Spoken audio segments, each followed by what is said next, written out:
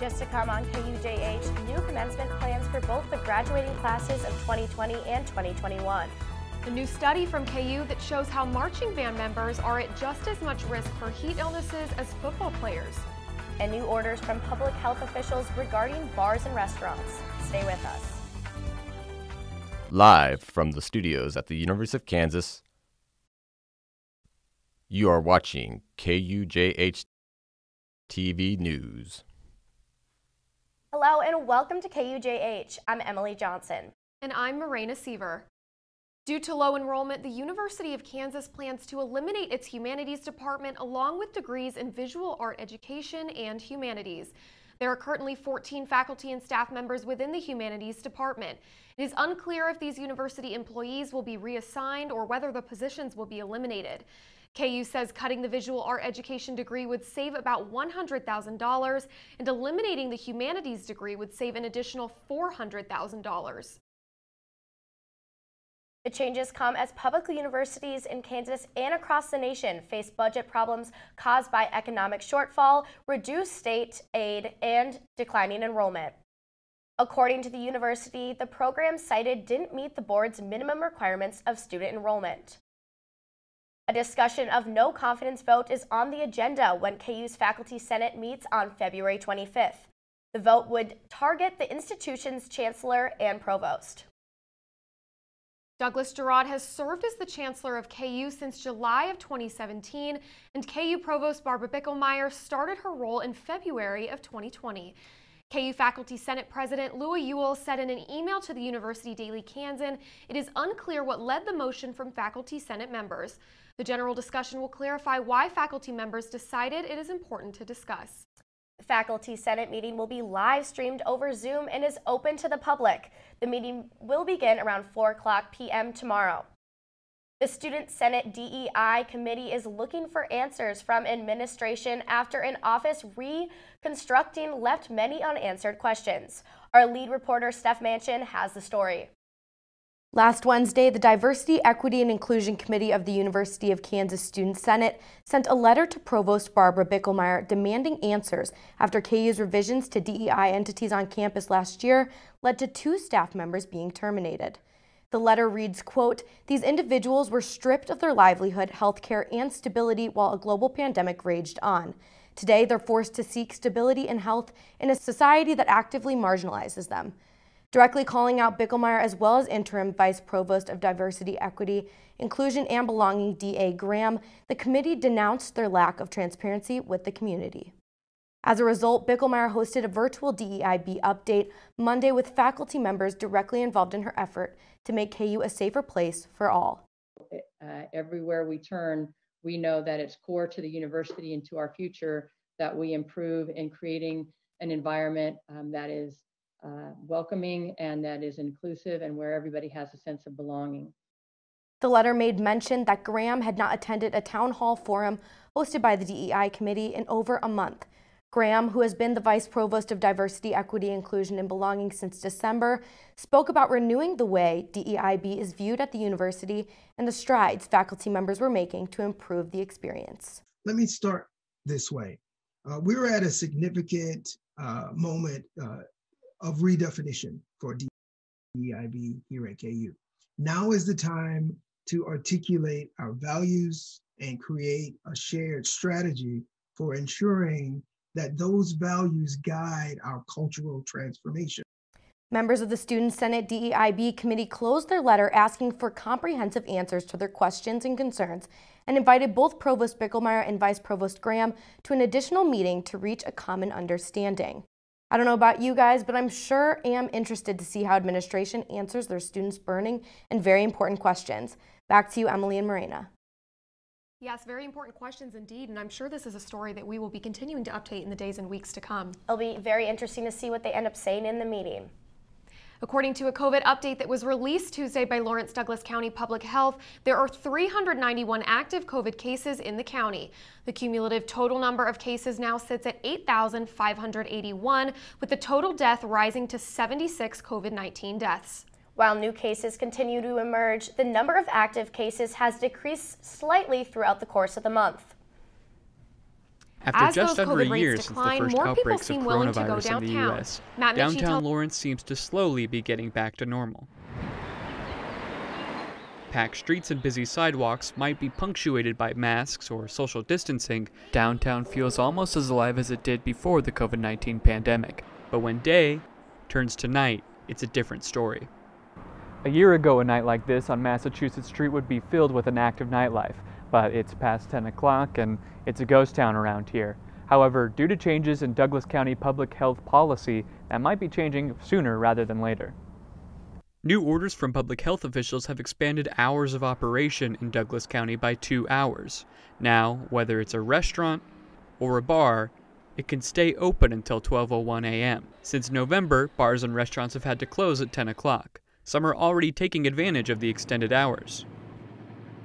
Louise's downtown assistant manager Sean Donnelly believes it will have a positive impact on both businesses and customers. Well, 1 year ago right now, we were open fully. Every facet of this business has been affected because every business has been affected by this. Midnight is probably the most responsible thing for the industry right now. We're not irresponsible. We do our best. For KUJH, I'm Matt Mitchie.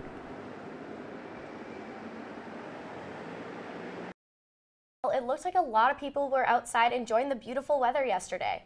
Yes, definitely. I hope it stays warm this upcoming weekend. Halen, what does the weather look like? Well, good news. We're actually going to be staying pretty mild for this week. But for this weekend, though, we're actually going to get pretty warm. We're actually going to climb up back into the 60s. But I will have to say we might actually get a bit of precipitation as well. So I'll have more on that coming up on the next weather update.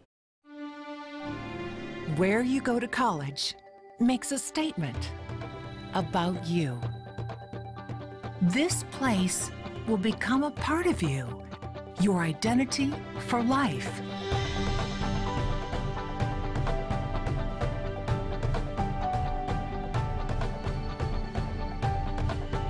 The University of Kansas, a great place to be you.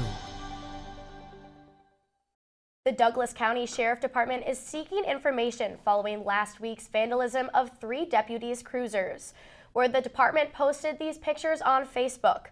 The vehicles were parked outside of the Judicial and Law Enforcement Center when they were vandalized.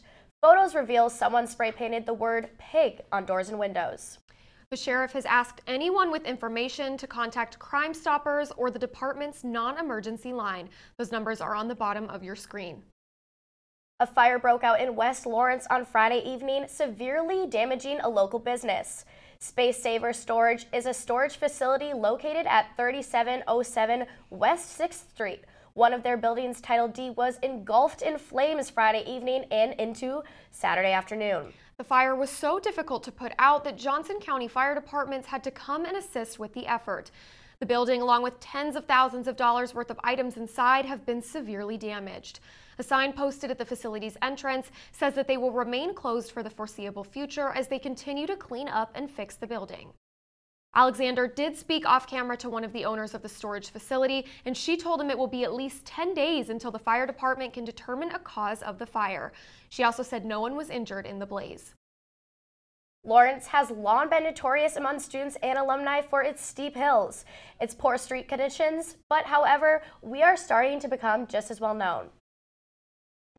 Potholes in the Lawrence area, just like this one in the alleyway of 14th and Kentucky, are causing some residents serious issues. Awful street conditions littered with so many potholes, they're almost unavoidable. As you can see, this alley is absolutely terrible with potholes. That's Dylan Kennedy, a Lawrence resident whose house backs up to the alley between Tennessee and Kentucky streets. Every time you can only go about 3 miles per hour, you're gonna pop your tire through this alley because the potholes are terrible. Unfortunately, it's not just this alley that's in poor condition. I mean, it's this whole alley that goes back to like 9th Street, and then it's also the Tennessee alley. There's a lot of them. They're all the same. As a way to combat certain problems, LawrenceKansas.org is set up to take requests on things like abandoned vehicles, dead animals, and of course, potholes. The city, however, says that it is not liable for damages as claims made about potholes are often not reimbursable. Hopefully, Lawrence will give these students answers soon so that they can shut the door on these issues. These are just two of the many students whose houses back up to these alleyways with terrible road conditions. Now, I did reach out to the city of Lawrence for a statement. I was not able to get through to anybody. Hopefully, these students and all the other ones facing these issues will get answers soon. In Lawrence, Alexander Worth, KUJH News. I know driving through Lawrence, there's often a lot of potholes and kind of hard, rough roads to navigate. What do you think? Especially around campus too, something that I never had to deal with until I moved here. True. As the class of 2020 was looking forward to graduation, a global pandemic put the celebration throughout the KU campus on hold. Now almost on a February full 9th, year. KU students were emailed over the commencement plans by Chancellor Girard. Not only were 2021 graduates included, also 2020 graduates were emailed, inviting them back to the city of Lawrence for a proper celebration. I reached out to 3 2020 graduates to get their perspective on this delayed in-person commencement, beginning with their thoughts on KU finally breaking their silence on a more traditional celebration. Biggest thing is that I'm happy that people are still graduating and that they're getting a commencement. I am grateful for that. I am grateful for myself for having that. I'm grateful for the class of 2021. It just felt like the class of 2020 really got the short end of the stick when it comes to all of this. I feel this was KU putting consideration into the students that were not able to walk in the spring of 2020 and the fall of 2020. I'm happy that at least those graduations are separate so that 2020 graduates can get their own celebration. And of course, their plans on attending commencement. I look forward to it. I look forward to in whatever format it is. You never know. Between now and May, it could go virtual for both the fall and spring semester. I personally probably won't go. The invite back, I think it still doesn't feel very safe to do so. And at this point, it would just be pretty inconvenient to go back anyway. I'm living a whole other state over now. I'm still up in the air about attending. I still live in Lawrence, so I think about it, and I really do want to have that, well, that once in a lifetime experience of graduating and walking down the hill and going to the campanile. So I want to, but at the same time, I still feel pretty cheated. The university will continue to update parents and students as we get closer to those 2 weekends in late May. It's important to note all of these plans are subject to change based on what the situation is revolving the coronavirus pandemic at that time. We'll be sure to keep you updated as we find out more information. For KUJH News, I'm Matthew Johnstone. Back to you in the studio. Thanks, Matthew. Marina, how do you feel about these changes to commencement? Well, I don't graduate till next December, so I'm hoping that I'll be able to have a normal commencement by then, but I do have quite a few friends who are frantically following the university's updates and trying to figure out what their plans will be. Very true. After the break, we will take a look at the latest in entertainment. From Baby Mahomes to the Bachelor drama, there is much more to come.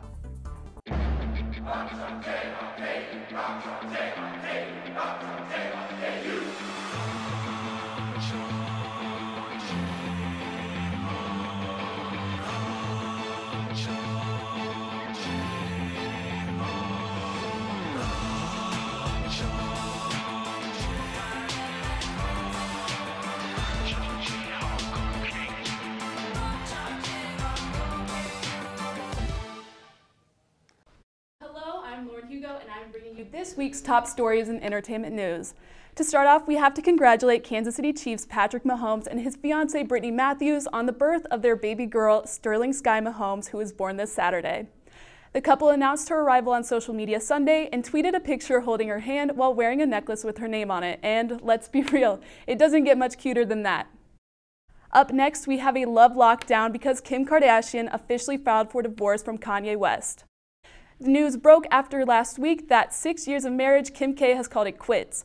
Apparently, it was only a matter of time, as a source from E! News says, quote, "It became very clear they did not share similar lifestyles or viewpoints." While this news may not be joyful, it does strengthen my conspiracy theory that somebody else was disguised as Kanye in their family's Halloween photo shoot last year. I mean, come on, you think Kanye would wear that? That's a full bodysuit dinosaur and bug. It's just not very Ye-like of him. Nonetheless, our next top story is a follow-up from last week where I discussed the New York Times documentary on Britney Spears.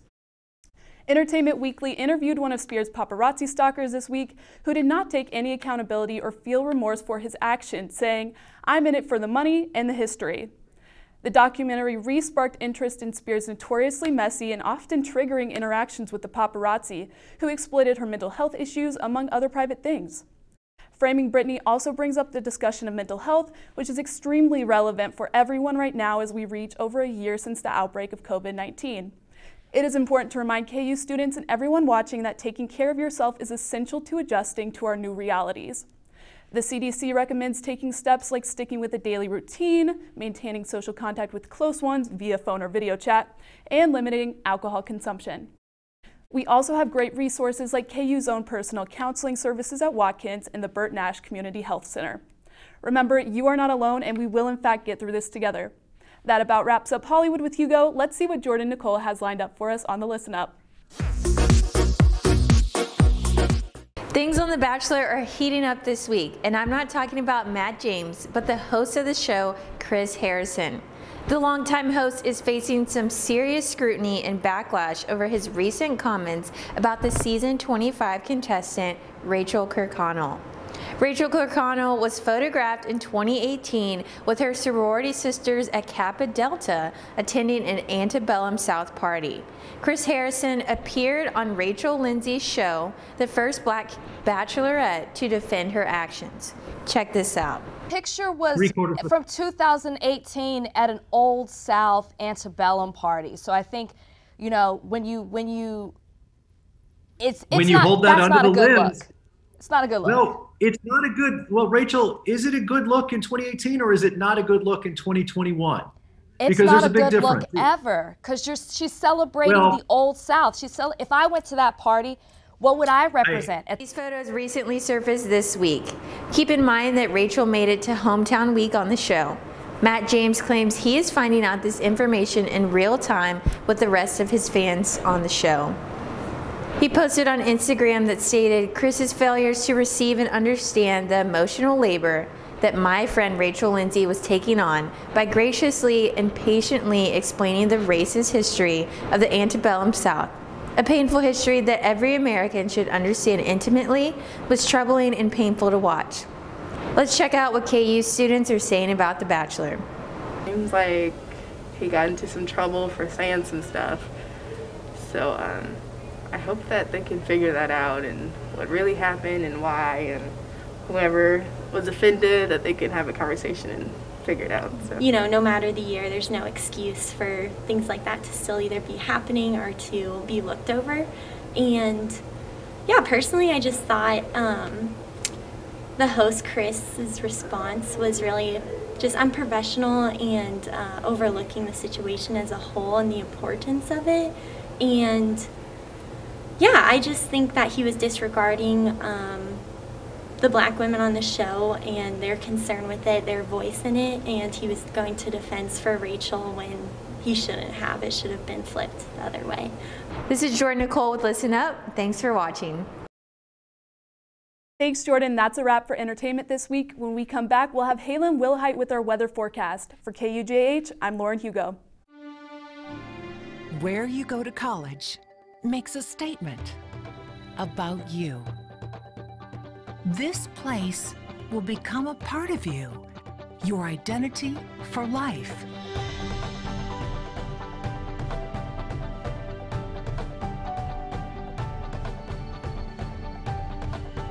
The University of Kansas, a great place to be you.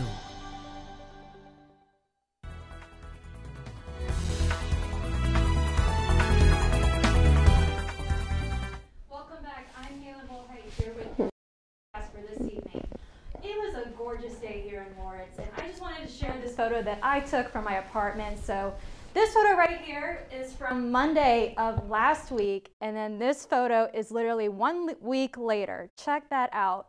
Snowy, -30-degree wind chills, awful outside, and then beautiful 60-degree weather, just 1 week difference. The National Weather Service actually said we had a 90-degree difference from just the 2 weeks, which is absolutely crazy. But for right now, though, we are actually pretty mild. We're not quite in the 60s, but we are currently in the mid-40s. Ottawa's getting towards the 50s, although we are going to get a little bit cooler tonight. But for right now, mid 40s, and satellite's not showing us much either. Pretty clear. We do have some clouds moving into the area, which will actually make us a bit overcast for tonight, but no precipitation, not yet. But for right now, we're at 45 degrees, cooler, bit of a breezy winds coming from the north at 14 to 16 miles per hour. So if you're outside, you definitely might want to grab a little coat because it is a little chilly. That wind will definitely get you, but the wind will definitely be dying down for this afternoon. We'll be at 42 at 5 p.m. and then at 11 o'clock, we'll be down to 31 degrees. So definitely a little bit colder, but the low will actually be 27. But again, that wind's going to be gone, so it's not going to feel too frigid, but still want to wear a heavier coat, and it's going to be mostly cloudy. But for tomorrow, though, we are going to be kind of like how we are today, 46 with partly cloudy skies and winds from the south at 47 miles per hour. So not as windy, but we're just going to be mild for the next couple days. And as we can see here, I have put 20 to 30% chances of rain going into this weekend. We actually will have a cold front moving in on Saturday. That's why we're at 60 degrees on Saturday, which is super nice. But during the evening, we will be getting a cold front that might bring some moisture and some precipitation, but not a lot. But definitely want to just throw that out there if you have any kind of plans for this weekend, just to keep an eye out for any kind of precipitation. But going into next week, though, we are going to be going back into the mid 50s for the rest of the week. That is all I have. Coming up next, we'll have the latest updates in sports.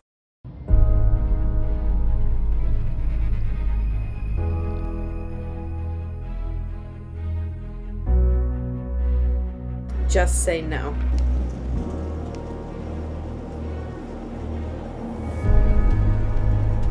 Just say no. Just say no. Just say no. Just say no. Welcome back. Next, we will be taking a look at the Jayhawks basketball season, KU's golf team quarantining, and Tiger Woods' car crash. Let's now send it over to Jenna Wilson. Jenna, what's new in the world of sports? Welcome back, Jayhawks. I'm Jenna Wilson, and this week in sports, we've got some more basketball updates coming to you guys. The KU men's basketball team has been performing outstanding in their last few games as they recently defeated number 15 Texas Tech for the second time this season. Over the weekend, KU raced out to a 10-2 advantage and led 31-24 at halftime. The Jayhawks kept the pace going during the second half and gained a 62-51 advantage during the game's final 3 minutes. As the score tightened to 62-58 with only 90 seconds remaining, Christian Brown was able to hit a last-minute three-pointer to secure the win for the Jayhawks. During last night's game, the Jayhawks did face a tough loss in a close matchup against number 14 ranked Texas. The Jayhawks squandered an 11-point halftime lead and ultimately fell to Longhorns 75-72 in overtime. Now, the Jayhawks still have an advantage as they are the only Big 12 team to enter the week on target to play their full league schedule on time. Keeping in mind, they are also considering adding a game before the Big 12 tournament. The Jayhawks will have their toughest matchup yet as they face Baylor this Saturday. In other news, the KU men's golf team has recently been forced to withdraw from a tournament after a positive COVID-19 test has surfaced within their program. The Jayhawks started their spring opening last Friday and were in first place after day one of the Desert Intercollegiate Golf Tournament. While competing in their first tournament since October, the Jayhawks showed no signs of rust in their spring debut, with freshman Luke Kluver, who was the highlight finishing of the day with a career low round of 65. Kansas is now set to return to competition on March 8th at the San Diego Classic. Many of you have probably heard that on Tuesday morning, professional golfer Tiger Woods was severely injured in a rollover car crash. Woods was unable to stand and transported to the hospital in serious condition with injuries to both his legs. In a statement on his Twitter account at 12:30 a.m. on Wednesday, Dr. Anish, the chief medical officer, said Woods suffered open fracture bones that were broken into more than 2 pieces and with breaks in the skin. He is currently responsive and recovering as of this afternoon. Findings from a recent University of Kansas study show that marching band members are at just as much risk for heat illness as the football players they share the field with. KUJH's Marina Seaver has the story. As temperatures rise every summer, so does the risk of heat illnesses like heat stroke and exhaustion. A University of Kansas study has found that marching band members are particularly susceptible to heat illness and that they need athletic trainers present during activity just as football players do to recognize and treat these illnesses. The study's lead author was Dr. Dawn Emerson, a KU Medical Center professor and former member of her own high school marching band. I sort of always wanted to do a study with marching band. I sort of always just I think that there's something there. Dr. Emerson and her team measured core temperatures of marching band members at both KU and the University of South Carolina during practices and football game performances. Heat stroke can occur when the body's temperature reaches 104.5 degrees Fahrenheit, but Dr. Emerson's research found that the core temperatures of the marching band members she studied reached as high as 106. It's kind of scary to see that happening and knowing that they don't have anyone to really take care of them that's trained to take care of them. Marching Jayhawks director Dr. Matthew Smith said this research provides extra support for recognizing the care that needs to be provided for marching band students. But this actually provides a real scientific basis. And that's what's unique and that's what's groundbreaking about this research. Katie Ballantyne is a member of the KU Marching Jayhawks, and she said she has seen people passed out and even had ambulances called for them because of how hot it can get, especially when wearing masks in times of COVID-19. For us to not have anybody who's there to care about us, I think it'd make a big difference. Once Dr. Smith found out more about this study, he said marching band hired an athletic trainer for game days and started taking more frequent breaks. Dr. Emerson called this a huge win, but said a trainer is still needed during rehearsals too. Dr. Smith and the marching band are hoping to be a part of future studies to take this research even further. Morena Seaver, KUJH. It will be interesting to see what comes out of this groundbreaking study. When we come back, we'll take a look at a very important project one of KU's journalism classes worked on last semester.